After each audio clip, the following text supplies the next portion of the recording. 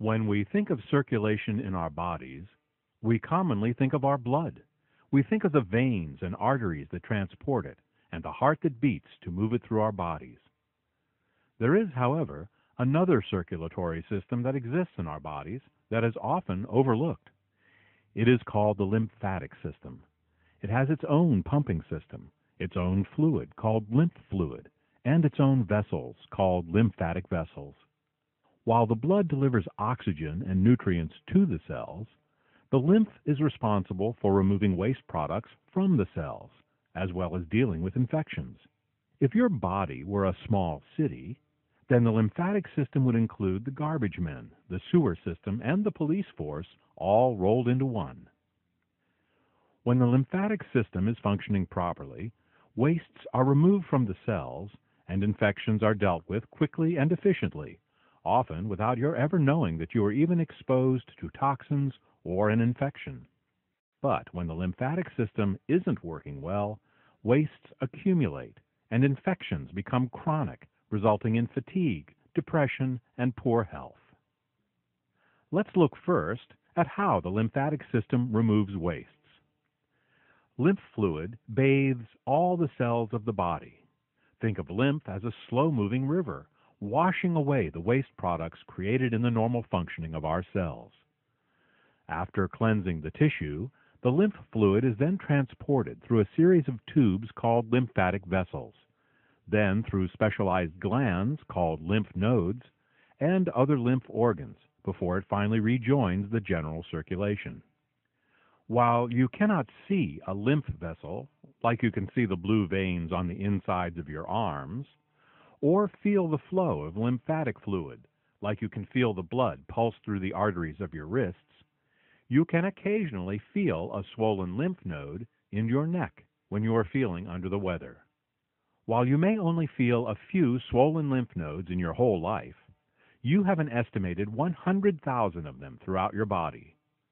There are also about 5.5 gallons of lymph fluid inside you. This means that you have nearly 3 times as much lymph fluid in your body as you do blood. Let's look more closely at the lymph nodes. They are found throughout the body, with clusters in the groin, neck, armpits, and intestines. Inside the lymph nodes are special white blood cells called lymphocytes that produce antibodies. Antibodies attach to infectious microorganisms so that the rest of the immune system can recognize the infection and destroy it. Without antibodies, our immune system would be blind and wouldn't know what to attack. There are 100,000 small generalized lymph nodes in the body where the lymphocytes and antibodies are held. In addition, there are a few larger lymph organs with special functions. The first specialized lymph organs we will talk about are your tonsils. When you get a sore throat, what you are feeling is often diagnosed as tonsillitis. You are born with 3 pairs of tonsils, but many people listening to this program no longer have their tonsils. As late as the 1970s, 1/3 of all operations performed in the United States under general anesthesia were for the removal of tonsils. It is now recognized that rather than surgically removing swollen tonsils, it is better to keep them and improve your health. In other words, don't kill the messenger. Swollen tonsils are simply specialized lymph organs that are working overtime to produce antibodies and clean the throat. Tonsils keep the throat healthy and balance the immune system. This is an important and difficult job. The mouth is the dirtiest and most infectious place in the human body. Every tooth has millions of bacterial cells living on it. This is the plaque we brush off every time we brush our teeth. The bacteria that grow on teeth have been associated with many diseases, including heart disease. With every swallow of food, we transfer these bacteria down our throat. Now, the stomach has acids to kill these bacteria, but the throat must continually deal with this bacterial onslaught. It is the tonsils that come to our defense. While there are some extreme cases where chronically infected tonsils must be surgically removed, modern medicine is now of the opinion that this should be avoided if at all possible. The second specialized lymph organ we will talk about is the spleen. Its job is to filter foreign substances out of the blood, such as the billions of worn-out red blood cells that die naturally every hour. The spleen also stores red blood cells and releases blood to the body in case of extreme blood loss. Many people believe that it is the liver that filters the blood. Well, rather than filter the blood, what the liver does is to create substances that combine with toxins so that they become less toxic and more easily removed from the body. The word filter is really more appropriate for the spleen than the liver. The thymus gland is another organ of the lymph system. It is located behind your breastbone, in the center of your chest. The thymus is where T cells mature, and as such it plays an important role in your immune system. Unfortunately, by the time most of us reach adulthood, our thymus gland shrinks and shrivels to a fraction of its original size. There are many different kinds of T cells, and all of them are vitally important to your immune system. T helper cells regulate the immune system and activate other white blood cells. Cytotoxic T cells destroy virally infected and cancerous cells. Memory T cells keep a record of every infection you have ever been exposed to, so that if you are exposed to the same or a similar infection again, your immune system can recognize that you are under attack very quickly. The faster your immune system can mobilize a response, the less likely you are to have a serious infection. Many times a person will feel a little sick for a few hours, perhaps have a sore throat and feel fatigued, but then later they feel fine.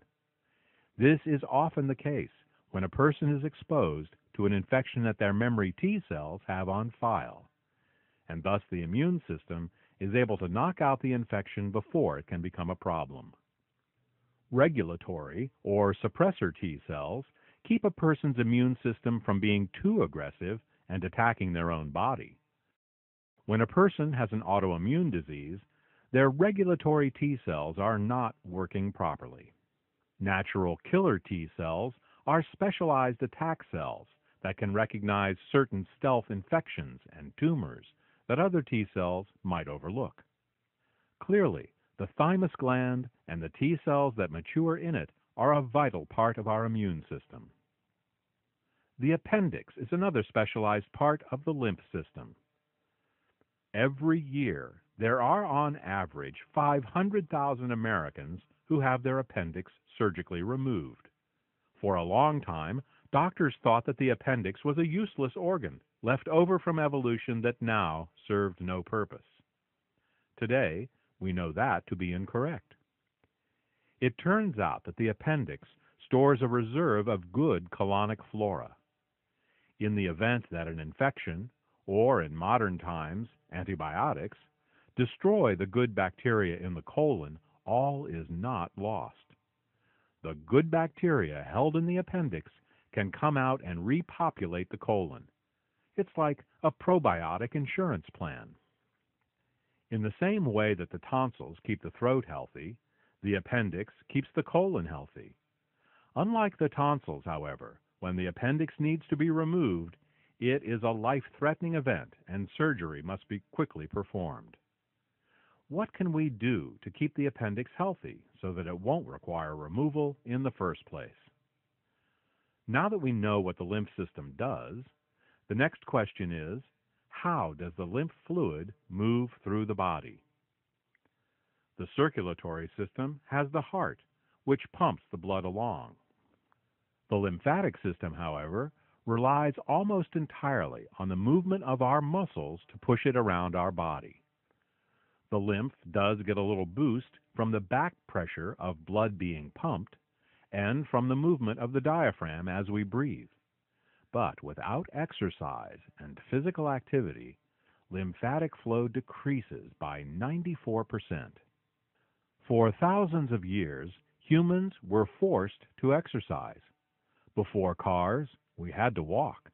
Before gas stoves, we had to chop wood. Before plumbing, we had to carry water. Before grocery stores, we had to grow crops. Even if you weren't in a physically demanding job like being a farmer or a mason or a carpenter, just day-to-day living made you move about. Nowadays, many people spend more than half their lives without getting any exercise at all. We already spend 8 hours a day sleeping in a bed. If you work from a desk, add another 8 hours of relative inactivity. Add to that the amount of time that we spend on the sofa watching TV or sitting in a vehicle during our daily commute. It is apparent that the average American now spends the vast majority of his or her time in a state of physical inactivity. While being relieved of the back-breaking manual labor that made up much of pre-industrial existence has certainly been a blessing in many ways, it has also had a negative effect on our bodies. We are meant to move, and without movement, the fluids of our bodies become stagnant, specifically our lymph fluids. This is one of the many reasons that exercise is important for our health. When you see little kids rocking their legs in a chair, this is because they instinctively want to move their lymph. Unfortunately, this behavior is not encouraged in most schools. If you have a sedentary desk job, get up every few minutes and move about. It's good for you. Try to include at least 5 minutes of movement in every hour of your waking day. There is another way in which we can support our lymphatic system, and that is with bitter foods. If you taste nearly any medicinal herb, you'll notice that it is bitter. Bitter flavors stimulate the immune system in the same way sweet flavors suppress it. Fruits and vegetables 5,000 years ago were much more bitter and much less sweet than they are today. An example of this is a crabapple. Thousands of years ago, all apples tasted like crab apples. If you've never had one, they are small, bitter apples that you'd rather spit out than chew. Over thousands of years, farmers picked the biggest and sweetest crab apples to grow in their orchards, and in this manner bred what are now known as our modern apples. While these sweet apples taste good, they have been stripped of their medicinal lymphatic stimulating qualities. Their excessive sweetness encourages infections by increasing our blood sugar levels, as well as directly suppressing our immune systems. Adding bitter herbs back into our diet with supplementation is one way that you can support your lymphatic system. Well, now you know all about the lymph system. In order to help this vitally important and overworked system, we've developed Lymplex. Lymplex is a nutritional supplement that contains 10 organic and wild-crafted herbal extracts specifically chosen for their lymphatic cleansing and rejuvenating properties. These herb extracts tighten the lymphatic junctions, thin the lymphatic fluid, and support proper lymph flow and immune function. Lymplex contains extracts of echinacea, ginger, astragalus, cleavers, calendula, red root, lobelia, mullein, and burdock. You can take Lymplex as a daily supplement, or anytime you feel sluggish, have an infection, or are doing a general cleanse of your body. When you take Lymplex, you may notice physical sensations in the lymph nodes around your body. These are signs that the sluggish nodes are getting a good cleanse. It is also possible for a person to feel tired or a little under the weather the first time they take Lymplex. This is natural and is to be expected, as years of accumulated debris is now being flushed out of the body. If you want to keep your body healthy, you need to keep your lymphatic system healthy. If you want to keep your lymphatic system healthy, get some exercise, and consider making Lymplex part of your health program. For more information about Lymplex, contact the healthcare professional who told you about this report.